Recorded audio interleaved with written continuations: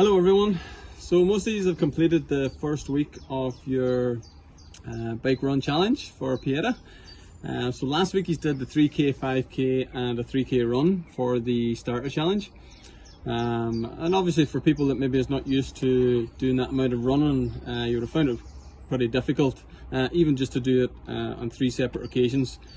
Week 2, the only thing that changes is the fact that you've got the increase in your bike, so it goes from 3k or from 5k to 10k, and obviously you've got a 5k to run at the very end. So I wouldn't worry too much about trying to increase your training throughout the week for these demands. Treat it as just an ordinary type week, and make sure you're well rested by the time you get to do each of your disciplines throughout that week.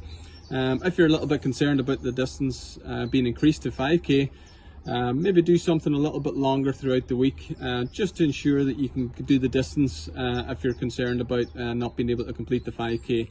So make sure that's done early on in the week and it's not close to when you're actually completing your challenge individually. Or just go and actually complete the 5k as part of your training session and see how far you can get. And you could be pleasantly surprised to be able to complete the 5k, again, if you're not a strong runner within that. So don't be changing too much throughout the week in terms of your training. Just have that confidence that you're going to complete the 5k at the very end of your challenge before Sunday. For the expert level, things kick up a little bit more. So you've got obviously the 5k run, the 20k stays the same for the bike, but you've got a 10k at the very end, and obviously these have to be completed all at the one time. Running off the bike, 5k in comparison to running off the bike and a 10k is a totally different feeling, totally different demand on the body. Obviously it's double the distance, but running a 10k hard off the bike is very, very demanding, especially if you're not a strong runner individually. So if you're not a strong runner individually, there's going to be a huge balancing act here. You're going to have to try and gauge your effort obviously in that first 5k. And you obviously want to be, if you're a strong biker, be able to gain that advantage on the bike. But again, it's that balancing act between how much effort do you put into the 20k bike to be able to run and sustain the distance for the 10k, so that you're not decreasing your pace the whole way throughout the challenge at the very end. So again, it's about that balancing act and making sure that you can work out your paces before you even start out. So I would advise during the week to make sure that you can have that down. Figure out a pace that you can that you're going to sustain for the 5k and the 20k, and then work out what that is going to be like then in terms of your pace for your 10k.